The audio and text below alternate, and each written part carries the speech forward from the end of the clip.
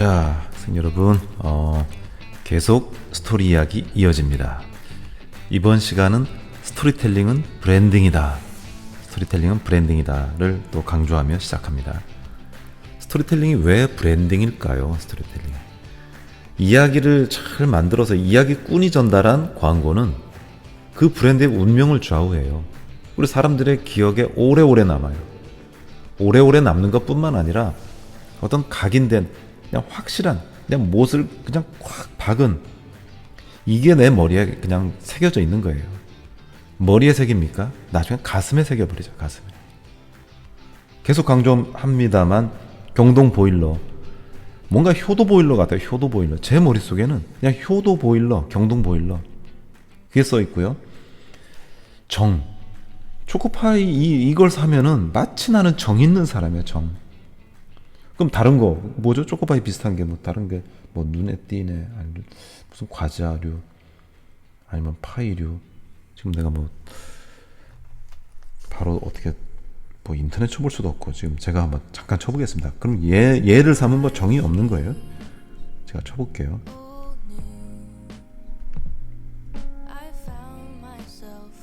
초코파이를 치면은 뭐 연관 검색어로 다른 게 좀 떠오르지 않겠어요?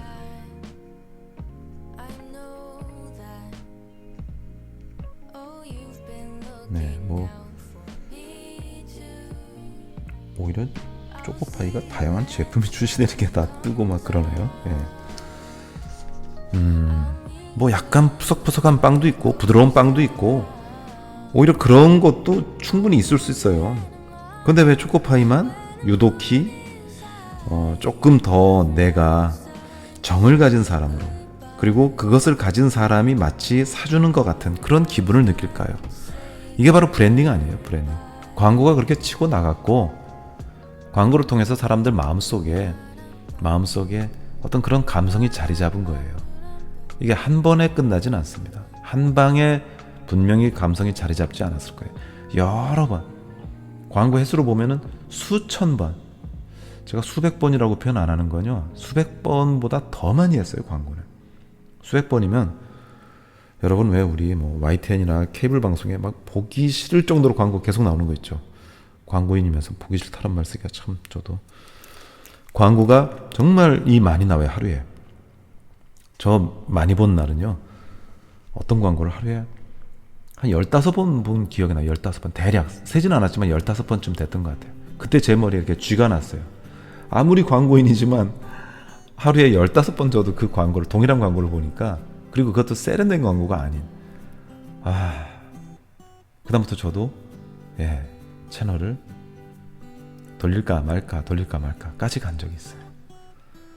그게 바로 광고예요. 근데 그렇게 해서 누적하니까 결국 그 컨셉이 그게 내 가슴에 와 닿아요. 침전물로. 근데 그게 마침 좋은 광고였고 좋은 메시지였다고 쳐보죠. 그럼 이게 어마어마한 사람의 사고를 바꾸는 거예요. 한 인간의 사고를 다 흔들어 놓고 그것이 자리 잡아요. 혹시 여러분 피로회복에 가장 도움되는 음료수가 뭐라고 생각하세요? 아니 어머님한테 물어보든가 형한테 물어보든가 삼촌한테 물어보세요. 우리가 바카스 말고 뭘 생각하겠어요?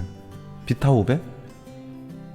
그건 그냥 달짝지근한 맛있는 그냥 비타민C 상큼하고 나한테 활력소를 주는 이런 정도로 생각되지, 바카스 이외에 나한테 엄청 피로감을 이렇게 좀 덜어줄 것 같은 생각이 떠오릅니까?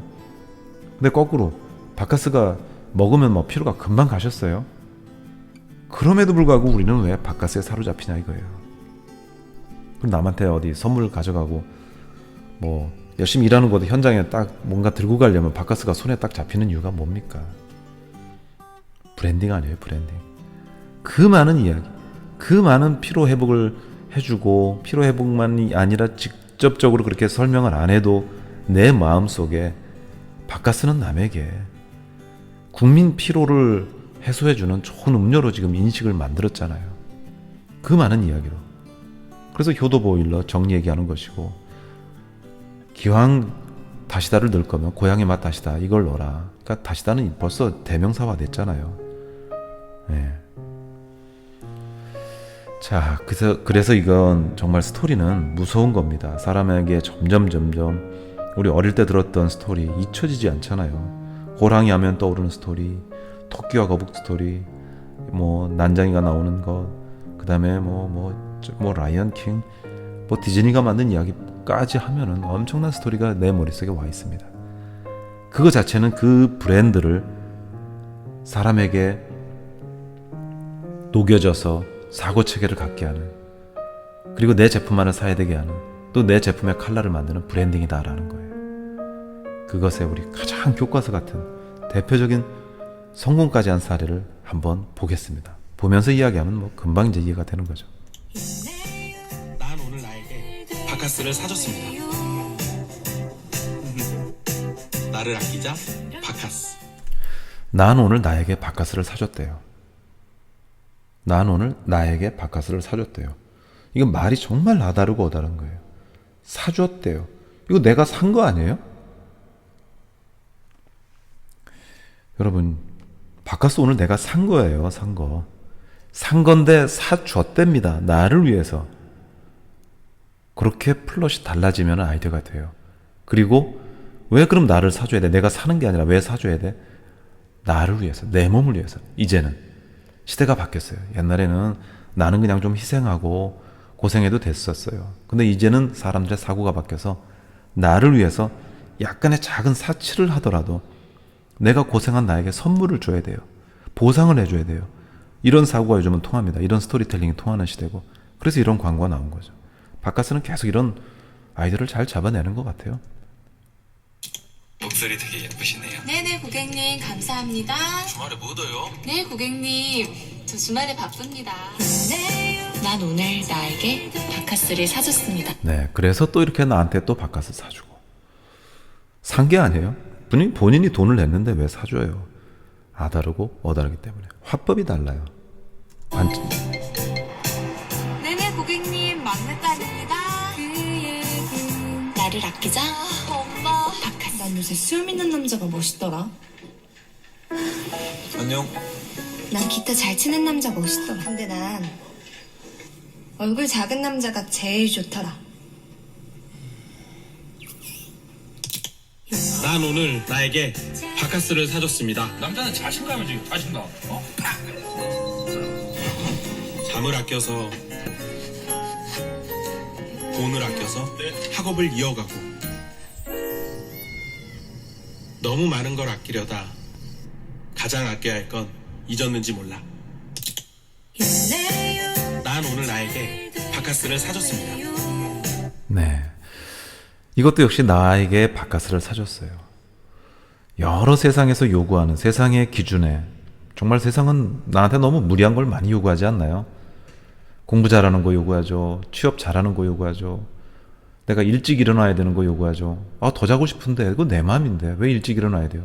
알람이 깨우고 엄마가 깨우고 아빠가 깨우고, 안 일어나면 와서 막 입을 걷어내고. 전 기억이 나네요. 예.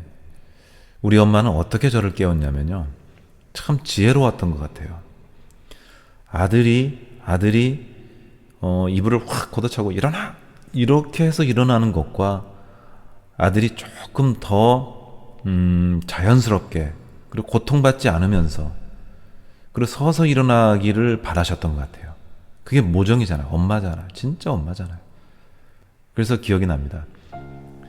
막 시험 기간이었어요. 제가 막 뭐 밤에 좀 열심히 뭐 공부하다가 이렇게 좀 잠을 자요. 전 뭐 머리가 그렇게 뛰어난 거 아니다 보니까 노력을 해서 얻어야 되는 그런 입장이었거든요. 그래서 막 한두 시까지 막 해요. 그래서 잠을 자요. 그 어린아이가 잠 좀 늦게 자면은 아침에 얼마나 일어나기 어려워요. 그럴 때 우리 엄마는 좀 사발에 물을 떠와가지고 손으로 살짝 제 발에 이렇게 끼얹은 게 아니죠. 살짝 던 것 같아요. 그러면 그게 얼음물이 아닌 이상 살짝 되면 발이 약간 좀 차가워지는 느낌을 받아요. 그래서 처음에 모르죠. 뭐 쿨쿨 자고 있는데, 그러다가 계속 엄마가 살짝 이렇게 이렇게 손을 대요. 물을 이렇게 끼얹지는 않지만 손에 묻은 거를 살짝 발에 댑니다. 그럼 뭔가 점점 약다운 듯한 것이 발에 느껴져서 하다가 자연스럽게 제가 깼던. 그리고 그게 엄청나게 막 기분 나쁘게 일어나지 않고 약간의 신선한 느낌? 마치 바깥에서 불어오는 미세한 찬바람에 내가 자연스럽게 깬 것 같은, 그거를 이제 엄마가 노하우를 발견하시고 기분 나쁘지 않게 내 아들을 깨워서 학교에 보내는 방법이었던 것 같아요. 정말 난 그게 지혜로운 방법이라 생각하고, 그래서 또 오늘날 저는 또 열심히 살아서 여기까지 제 꿈을 이룰 수 있었는데, 제가 되고 싶은 건 전 됐고 열심히 살고 있어요. 자, 그래서 이게 바카스로 국한한다면, 바카스는 그런 나에게, 엄마도 저렇게 나를 소중하게 생각하고 일어나고 뭐 그냥 막 베개 던지고 한 게 아닌데 나에게 어떻게 막대하겠습니까? 그런 나를 여러분은 어떻게 해야 돼요? 잘 대해줘야 되잖아요. 수고하고 무거운 짐진 난데 그것한테까지 여러분이 막대하면 되겠습니까? 그래서 이런 아이디어가 나왔던 것 같아요. 정작 나 자신도 나 자신에게 선물을 주라 이거죠. 무슨 선물? 바카스 하나면 된대요. 달랑. 바카스 얼마입니까? 저기 편의점에 가서 사면 좀 긴 게 좋던데요. 긴 거. 오래 마시고 세게 마시고. 그럼 약간 왠지 뭐 잠이 좀 깨는 것 같기도 해요. 여기 카페인이 들어있잖아요.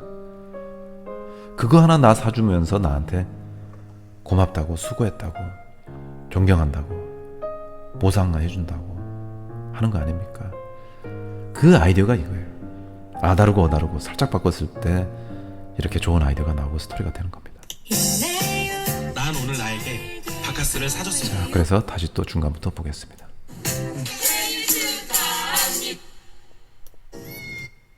잠을 아껴서 시간을 벌고, 자신감.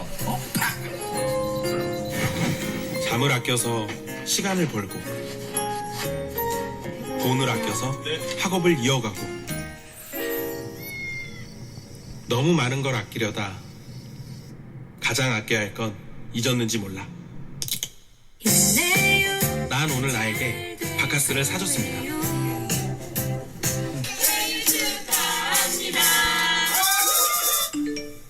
생일 축하해. 생일 잘 보내고 있지? 에휴, 하루 종일 파티 중이지. 나에게 바카스를 사줬습니다.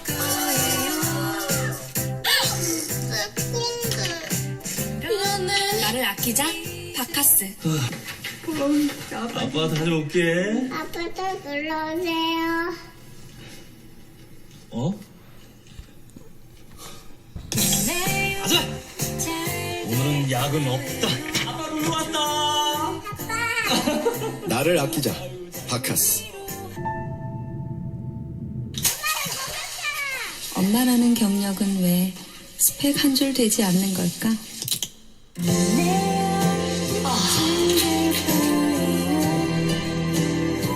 나를 아끼자, 바카스.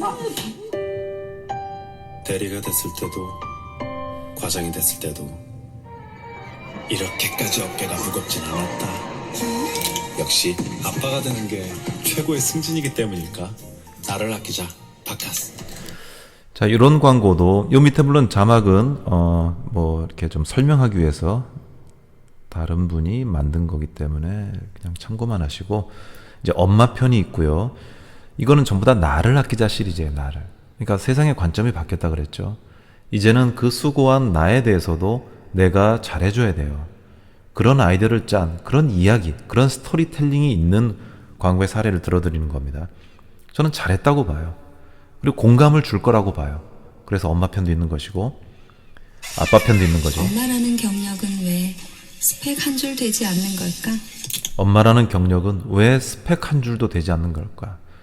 어디에다가 이력서 제출할 때 나 엄마 이렇게 쓰면 그게 스펙이 됩니까? 참 너무나 많은 큰 일을 하면서도 엄마라는 것 자체는 스펙이 안 돼요. 그래서 어쩌다는 겁니까? 그래서 나에게 오늘 나를 보상해줬다. 엄마가 엄마인 스스로 나에게 보상해줬어요. 뭘로? 바카스로. 이렇게 광고하면 바카스에 대해서 나쁜 인식 되겠어요? 없어져요. 그리고 좋은 음료로 인식이 됩니다. 점점. 여기에 뭐 다른 제품이 나와도 좋아요. 그러나 바카스가 먼저 선점을 했잖아요. 나를 아껴주는 것.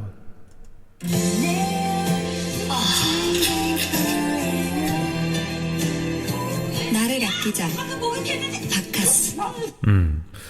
이렇게 집안에서 엄마의 일은 너무나 다양합니다. 많고요. 집안 식구들은 이렇게 짓궂고 장난하고 할지라도 엄마는 다 그걸 챙겨야 되죠. 대리가 됐을 때도 이번엔 아빠 이야기입니다. 아까 봤잖아요. 아빠도 얼마나 어깨가 무겁겠습니까? 집안에 대체로 다 그런 건 아니지만 경제를 많이 책임지잖아요. 됐을 때도 그래서 이 무거운 어깨 위에 있는 이렇게까지 어깨가 무겁지 않아. 네, 어깨가 무겁다는 것을 이야기를 재밌게 풀어가죠. 처음엔 인물이 나와요. 인물 얼굴만 나와요. 볼까요 다시? 얼굴만 나올 때는 우리가 뭔가 있다는 걸 잘 못 느껴요. 나를 자, 이렇게 나올 땐 이 어깨 위에 누가 있는지 안 보이잖아요. 클로즈업이 됐기 때문에. 그런데 점점점 이야기 방식을, 즉 스토리텔링 방식을 어깨 위에 있는 아기를 보여줌으로 해서 이 남자의 어깨가 무겁다라는 걸로 이야기하죠. 과장이 됐을 때도 아직 안 나옵니다. 근데 점점 나오죠. 등장합니다. 이렇게까지 어깨가 네, 이렇게까지 어깨가 무거울 줄 몰랐다. 그래서 나에게 또 선물 줘야죠. 바카스 선물 줍니다. 무겁다. 역시 아빠가 되는 게 최고의 승진이기 때문일까? 나를 아끼자, 바카스. 일이 많지? 조금만 더 힘냅시다. 파이팅! 팀장님, 바카스도 좋지만 직원 좀 더 뽑아주세요. 실은 잘 풀리려면 시작은 피로회복부터. 네, 이렇게까지 해서 바카스는 스토리텔링을 잘 풀어간 사례가 됩니다. 그리고 전체에 잘 이 구성이 돼 있는, 잘 틀을 잡고 있는 플롯이 탄탄해요. 그리고 얼마나 많은 노력을 했겠어요. 적어도 이 동화 제약을 먹여 살리는 바카스 광고를 맡은 팀들은 1년 내내 엄청나게 고생을 할 거예요. 저도 이런 팀에 속해서 광고를 해왔던 시대가 있었지만 무지하게 힘듭니다. 연중 아이디어를 계속 내야 돼요. 그리고 광고가 보통 1년에 한 4편 정도? 꼭 그런 건 아니지만 1년에 한 4편 정도 이렇게 해요. 작게 바뀌면 2편으로 그냥 가는 경우도 있고요. 한 편이면 또 어때요? 근데 4번 정도는 적어요. 그렇게 되면 아이디어를 계속 내야 돼요. 거기에 따른 잡지 광고, 인쇄 광고, 뭐 인터넷 광고 뭐 다요. 중요한 메인 풀어가는 이런 영상 광고. 이걸 만들려면 정말 늙어요. 흰머리 나요. 여러분은 이 길에 접어들었어요. 그러나 우리는 그것이 아무 관심 없습니다. 흰머리가 늘어나든 힘들든 우리가 하고자 하는 일이 있기 때문에 그게 더 중요하죠. 그게 본질이죠. 우리는 이렇게 해서 가는 겁니다. 동화제약. 이렇게 해서 끝난 건데 나름대로 이것을 구성을 재밌게 한 분의 영상을 참고로 해서 우리가 공부를 했습니다. 그러니까 스토리텔링은 브랜딩이다라는 차원을 인식하시고 이것에 대해서 제가 이야기를 또 마무리를 우리 교재를 한번 읽어드림으로 해서 마무리 짓겠습니다. 사람들은 호기심이 많다. 남의 이야기에 관심이 많다. 그러므로 그냥 품질만 좋은 물건으로는 사람들의 관심을 끌기가 어렵다. 제품의 카테고리를 불문하고 제품의 품질은 이제 거의 균등해진 시대다. 품질이 현저히 떨어지는 제품은 애초에 시장에 나오지도 않는 시대다. 강한 브랜드가 되려면 어떤 스토리를 갖고 있어야 한다. 정보통신의 발달로 그 어느 때보다 뭐라 하더라 라는 반응이 빨리 퍼지는 시대다. 확인도 되지 않은 스토리가 광속으로 여행하여 여론을 만들고 한 브랜드를 죽이고 살리고 한다. 브랜드에는 좋은 스토리를 담아야 한다. 이전처럼 단순히 1894년에 창립된 제품이니 믿고 사라든지 많은 사람들이 사용하니 당신도 사라는 말은 아무도 듣지 않는다. 레브론 화장품의 창업자 레브론은 우리는 화장품을 팔지 않는다. 꿈을 판다라고 했다. 그의 말처럼 기능 전달에 집착하지 말고 재미있고 감동적인 스토리를 팔아야 성공한다.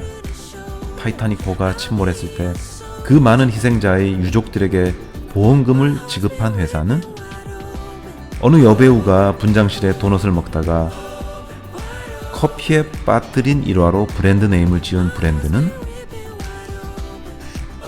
원래 의약품을 개발했다가 일반인에게 음료수로 팔기 시작하여 세계적인 브랜드가 됐지만 100년이 지나도 그 제조 비법을 비밀로 하고 있는 브랜드는 창업자의 딸 이름을 브랜드 네임으로 만든 자동차 브랜드는 사람들은 그런 스토리가 들어있는 브랜드에 반응한다.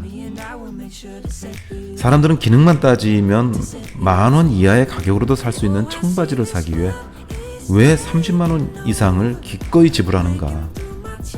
국산 자동차보다 기능과 힘이 떨어지는 줄 알면서도 왜 3배 이상의 가격을 지불하고 수입 자동차를 사게 하는 힘은 무엇인가? 주인 할머니에게 이유 없이 욕을 먹으면서까지 길을 쓰고 그 식당에 찾아가 줄을 서서 기다렸다가 욕 먹고 밥 먹고 나오는 이유는 이전까지 평범한 관광지였던 곳을 TV 드라마를 찍은 장소라고 이야기하면 새삼 재밌어지고 기념사진이라도 찍어보고 싶은 이유는 무엇일까? 좋은 스토리를 들려주면 브랜딩에 오래도록 커다란 도움이 된다. 그래서 스토리텔링은 곧 브랜딩이다 로 결말을 냈습니다. 자, 다음 이야기는 스토리텔링은 프레젠테이션이다 라는 거예요. 프레젠테이션은 뭔가 이렇게 설명하기잖아요. 제시하고 설명하고 내 주장을 펴고 보여주면서. 자, 그런 것이 보통 스토리텔링인데 왜 브랜딩에다가 또 이렇게 스토리텔링까지 붙여가지고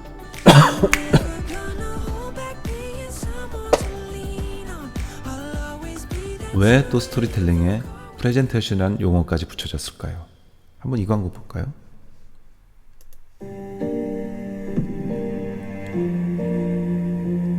나는 대표원이다. 자네가 정몰에서 주문된 상품들 좀 맡아주게. 미친 고객들이 많다는 얘기를 워낙 들어서 부탁 좀 하겠네. 요즘 미친 사람 많다고들 하지만 나한테는 안 통한다. 걱정 마세요, 사장님. 정몰에서 비타민 택배 왔습니다. 김수현 씨. 네. 남군, 잔다고? 자네 지금 뭐 하는 건가? 자는 중이야. 낮잠이 건강에 좋다더라고요. 그 말 하는 게 아니잖아. 수현 씨 정말 미쳤어? 네. 내라고? 그렇구만. 그렇구만? 나도 비타민을 좀 부장님 비타민도 같이 주문했어요. 고맙네. 진짜 미친 거였어? 정말 건강에 미친 사람들의 몰, 정몰. 정몰에서 택배 왔습니다. 주문자 김상영님. 여기요. 그래, 어떻게 미친 사람만 있겠어. 꿀 주문하셨죠? 저한테 배송이 아닐 텐데요. 아, 그런가요? 최지영님. 네? 오래전부터 좋아했습니다. 제 마음 받아주시겠습니까?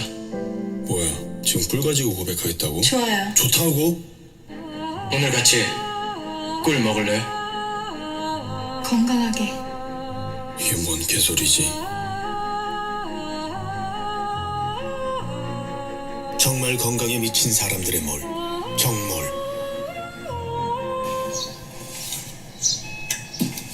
택배 왔습니다. 정말 무서운 세상이다. 정몰에서 홍삼 택배 왔습니다.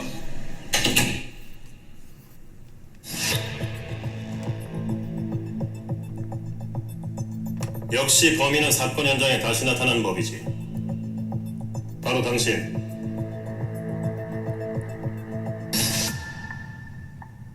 그 시간에 뭐 했나?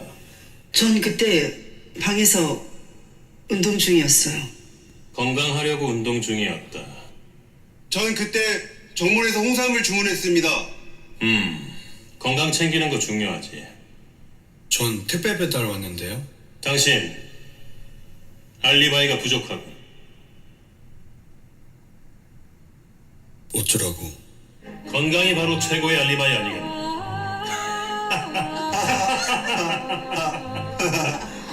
미쳤어. 정말 건강에 미친 사람들의 몰, 정몰. 퇴사하겠습니다. 갑자기 무슨 일인가? 사는 게 쉽지가 않네요. 그럼 마지막으로 이것까지만 미안하네.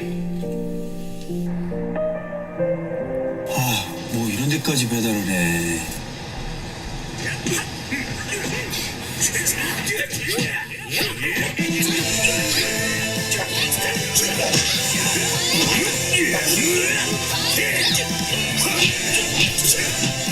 정몰이다.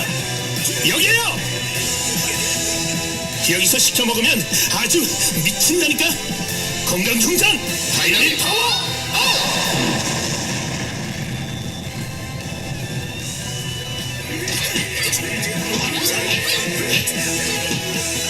정말 건강에 미친 사람들은 정몰. 네, 광고가 좀 정신이 없죠. 정신이 없는데 분명한 건 여기에도 스토리가 있고 이 정모를 설명하기 위해서 온갖 씬을 다 동원했죠. 다 동원하고 저는 뭐 이 광고가 뭐 정말 잘 만들어졌다 이런 평을 하는 장은 아니에요.